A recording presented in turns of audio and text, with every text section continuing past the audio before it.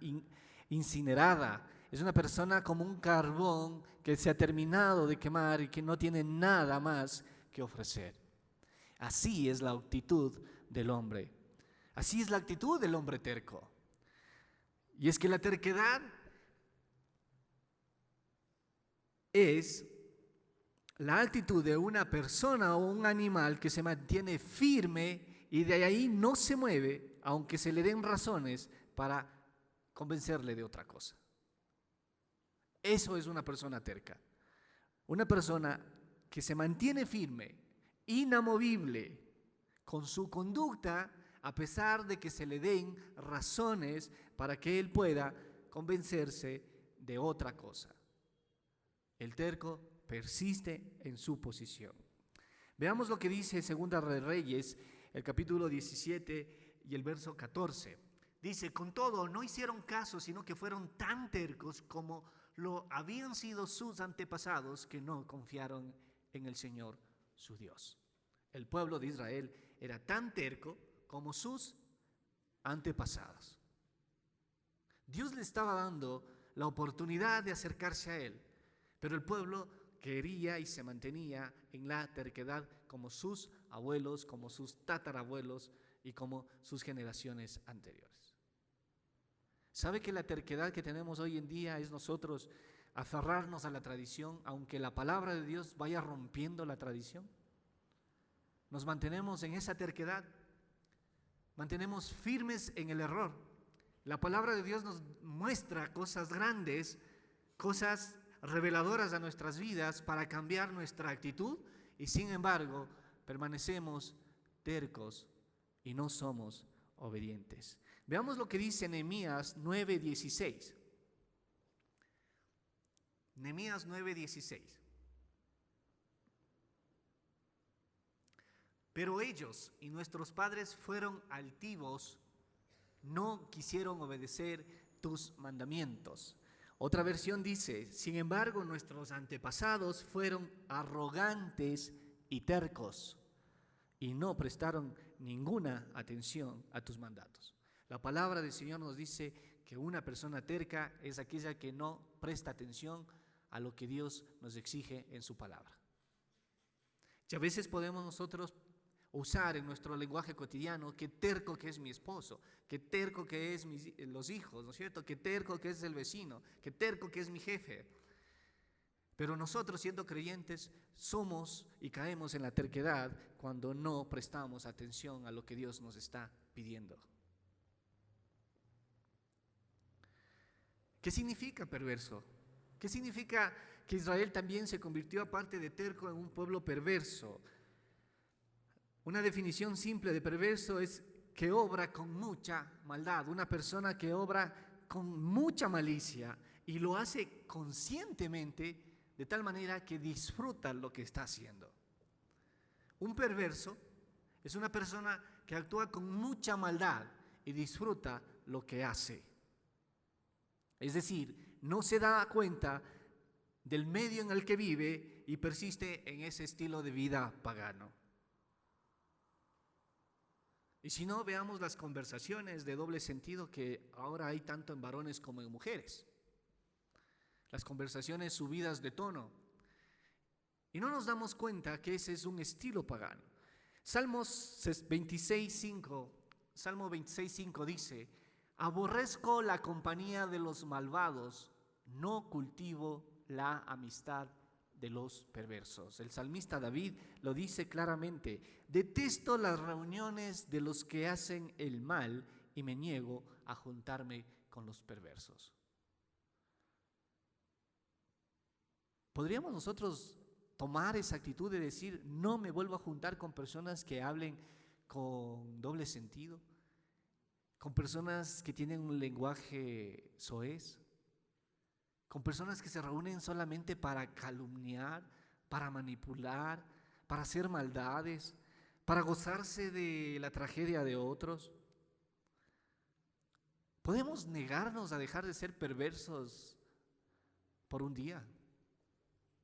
El consumo excesivo de alcohol, desde las esferas del gobierno hacia abajo en el pueblo de Israel, los llevó muchas veces a usar como una estrategia para efectuar un golpe de estado perfecto. La conspiración empezaba con una simple borrachera. En medio de la borrachera se daba un asesinato al rey y esto terminaba con el establecimiento de una nueva dinastía.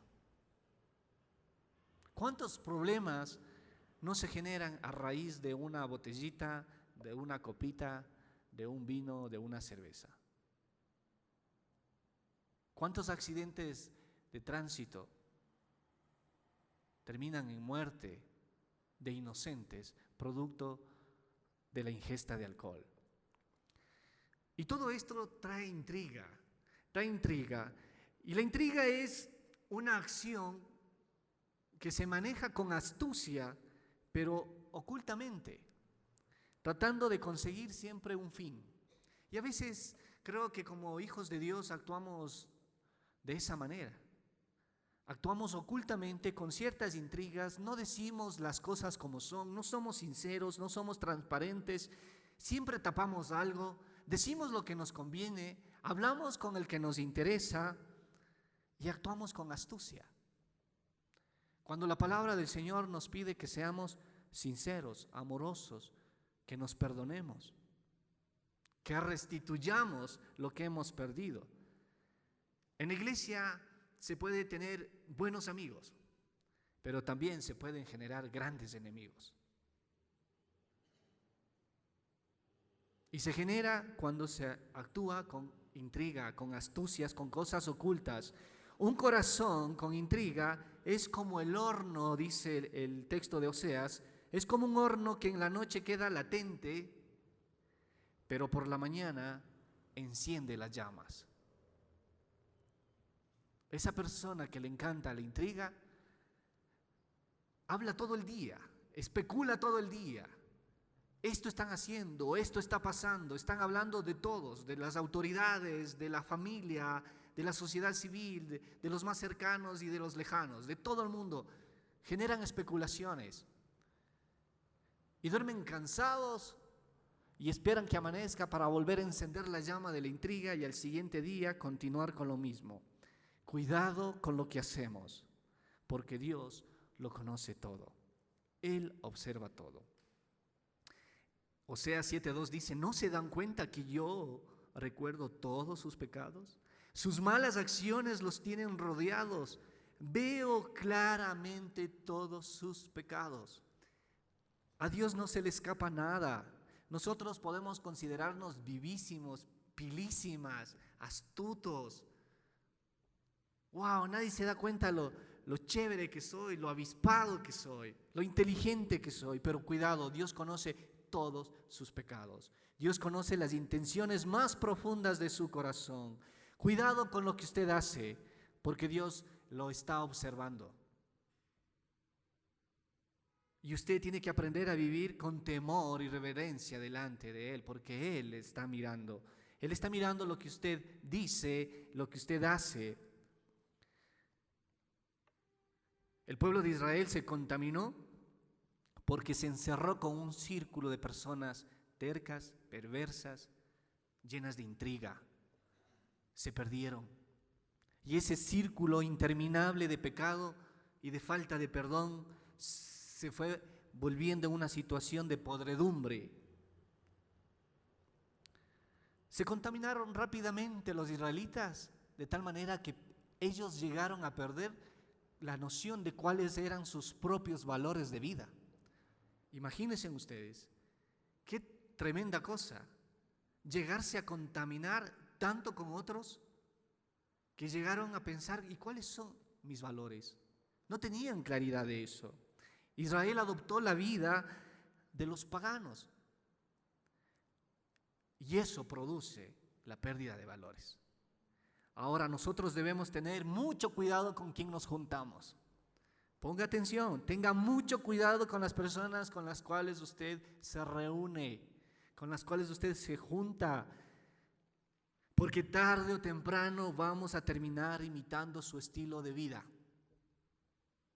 Sepárese de las personas que son cizañosas, sepárese de las personas que manipulan, sepárese de las personas que alteran la verdad.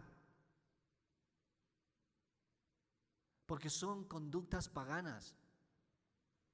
Júntese con las personas que aman la verdad. Júntese con las personas que son sinceras. Júntese con las personas que pueden enseñarle a ustedes a vivir en perdón. Dios llega a decirlo en este primer punto, en el versículo 8 del capítulo 7, que Dios llegó a llamar a Israel como una torta inservible. En una versión de la Biblia dice como una torta cocinada de un solo lado. ¿Alguien se come una torta así? Una torta que sale cruda dice, uy, no, esta ya se dañó, ¿verdad? Si lo mete al horno, tal vez se termina de cocer o simplemente se echó a perder. Pues una persona que no está definida en el Señor es como una torta inservible. Es una torta que no se la puede comer, nadie la puede tragar. Y así es una persona que no se decide a vivir por Cristo. Nadie le puede pasar, nadie quiere estar con ella, porque es una persona terca, perversa, que lleva intrigas donde quiera que va. Pero ¿qué hacer? ¿Qué hacer? El punto número 2, hay que saber, escriba por favor, hay que saber buscar ayuda. Si quizás el Señor nos está hablando esta mañana y somos muy sinceros delante de Él, que Él sabe lo que yo pienso, que Él sabe lo que yo digo, que Él sabe lo que yo hago, y yo tengo quizás algunas cosas que corregir en mi vida, Él quiere que yo sepa que debo buscar ayuda. Y es que a causa de la maldad, y a causa de la muy poca sinceridad que el pueblo tenía hacia Dios, ellos no llegaron a confiar a plenitud con Dios. Ni tampoco había arrepentimiento genuino, como vimos la semana anterior. Y es que hay algo que nos impide, y es el orgullo. El orgullo nos impide buscar ayuda humana. ¿Cómo puedo abrir mi corazón y decirle a la gente, a mi familia, que mi matrimonio está mal? ¿Cómo puedo hablar a otros y pedirles oración porque estoy en quiebra? Nos cerramos, no nos abrimos, no compartimos, no buscamos ayuda humana y peor la divina. El Salmos 10:4 dice lo siguiente: el malvado levanta insolente la nariz y no da lugar a Dios en sus pensamientos. Los malvados son demasiadamente orgullosos para buscar a Dios. Parece que piensan que Dios está muerto. Si ni las personas me pueden ayudar, menos Dios, que no lo veo, que no sé si obra o no obra, o si me escucha o no, no vale la pena, es preferible alzar la nariz y seguir en la condición que están. Jehová, dice la Biblia, que atiende al humilde, mas mira de lejos al altivo. Jehová atiende al humilde, mas mira de lejos al altivo. El orgullo lleva a otro escenario más al hombre, es a la soberbia. Y la soberbia es profundizar en el pecado. Veamos lo que dice Job 35:12. Si Dios no responde al clamor de la gente, es por la arrogancia de los malvados. ¿Por qué no responde Dios a las oraciones que hago? Porque cuando clamo a Dios, en mi corazón hay soberbia, hay arrogancia. Si yo quiero tener respuesta de Dios en mi vida, debo sacar la soberbia, el orgullo y la arrogancia. Dios no va a bendecir a ninguna persona con esa característica. La necedad de Israel fue como una paloma tonta, dice también el texto, que no tiene inteligencia para pedir ayuda a otros. Pero Israel, ¿qué hizo? Fue en busca de ayuda a las naciones vecinas, fue hacia Egipto y hacia Asiria, que eran sus enemigos, y a sus enemigos fue y les pidió ayuda militar. Por favor, vengan, denos seguridad, denos soporte, en lugar de buscar a Dios. Siendo el pueblo escogido de Dios, prefirió ir a golpear la puerta de los vecinos y a pedir una tacita de azúcar porque se morían de hambre. y no buscaron ayuda a Dios. Así somos nosotros. Buscamos mecanismos humanos, consejeros, terapistas, psicólogos, psiquiatras, chamanes, buscamos de todo, pero nunca buscamos aliarnos con Dios. Para salir de la situación en la que estamos, nunca pensamos como primera opción asociarnos con Dios. Segunda de Timoteo 3:4 dice, traicioneros, el apóstol Pablo les dice, traicioneros, impetuosos, vanidosos y más amigos del placer que de Dios. Wow, esa es una tendencia hasta hoy día, ¿verdad? Somos más amigos del mundo que de Dios, más amigos del horóscopo que de las promesas de Dios en su palabra. Y Dios dice, no sean así, no sean imprudentes, no se llenen de soberbia, dejen de amar el placer, empiecen a amar a Dios. Y finalmente, el punto número 3, Dios esta mañana nos da un recordatorio especial de Dios, un recordatorio especial de Dios. Y ahí entre comillas escriba por favor, yo los redimí. Yo los redimí. Está en el verso 13.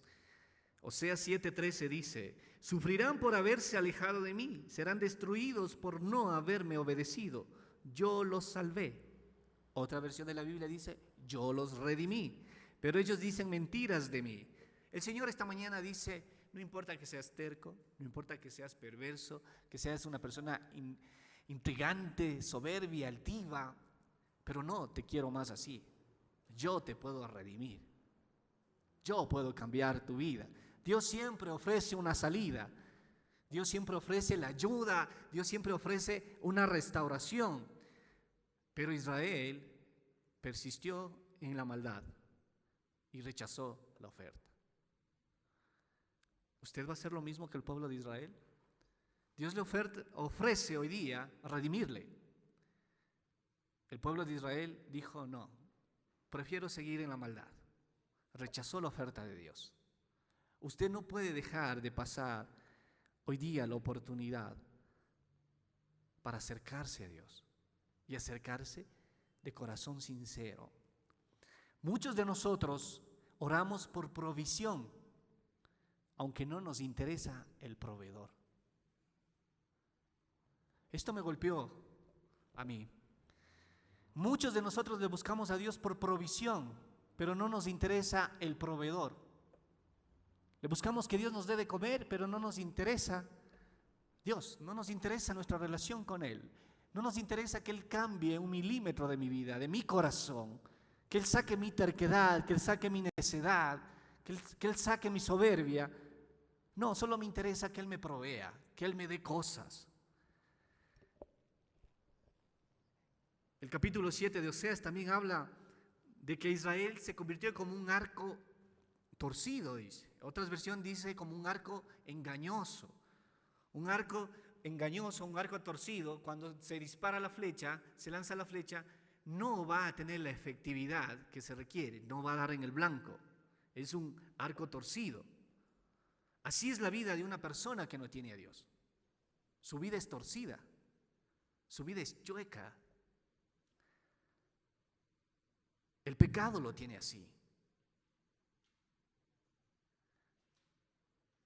Y el pecado, cuando logra torcer la vida de una persona, lo invalida para que cumpla el propósito de Dios, para que dé en el blanco. ¿Queremos dar en el blanco nosotros de esta mañana? ¿Queremos ser un arco perfecto? Entonces, dejemos de generar engaño, dejemos de generar envidias, dejemos de generar falsas amistades, ¿sí? Porque saludamos con unos y a la vuelta hablamos mal de esa persona. No podemos perdonar por lo que nos hizo hace años. Dejemos de satisfacer nuestras necesidades egoístas, de tratar de buscar que solo nosotros nos sintamos bien.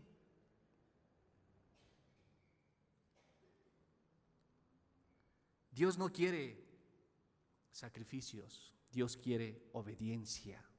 el Salmo 51, 16, 19. Salmo 51, 16, 19 dice así: tú no te deleitas en los sacrificios, el salmista le está diciendo a Dios, ni te complacen los holocaustos, de lo contrario te los ofrecería. El sacrificio que te agrada es un espíritu quebrantado. Tú, oh Dios, no desprecias al corazón quebrantado y arrepentido. Si usted el día de hoy decide arrepentirse de la manera que usted está viviendo, el Señor no va a despreciar eso. Dios se va a acercar a usted. Usted va a sentir su presencia, su abrazo, y la terquedad saldrá de su vida. ¿Acaso muchos esposos nos dicen: mujer, ¿por qué eres tan terca? ¿Por qué persistes en esto? Dele el espacio a que Dios obre en su vida. Quebrante su corazón delante de Él. Permítale que Él le redima el día de hoy, que Él le sane, que Él le restaure. Todo lo que se hace sin pensar en Dios es un adulterio espiritual. Todo lo que se hace en la carne es un adulterio espiritual. Todo eso incluye la vida cotidiana, la vida religiosa, la vida económica, la vida política. Y esta mañana Dios le quiere a usted redimir, le quiere resucitar, quiere ponerle un punto final a la terquedad y a la perversidad que como seres humanos siempre acarreamos. 3 cosas: abandonemos la testarudez, dejemos de ser porfiados o porfiadas, dejemos la insistencia en cosas que Dios no quiere que hagamos, salgamos de esos grupos, de esas conversaciones, de esas amistades que no son gratas ante los ojos de Dios. Busquemos siempre en primera instancia la ayuda de nuestro Creador. Lo primero que cuenta, la mejor manera de correr de un conflicto es correr hacia Dios. El mejor lugar de correr, para correr cuando tengo una dificultad, es cuando corro hacia Dios. Dios quiere el día de hoy levantarme. Él quiere mi corazón quebrantado. Él no quiere penitencias. Estamos cerca de la Semana Santa. Un tiempo de muchas penitencias. Dios no quiere nada de eso. Dios quiere corazones quebrantados, renunciando a la terquedad, al orgullo, a la soberbia y a la perversidad. Amén.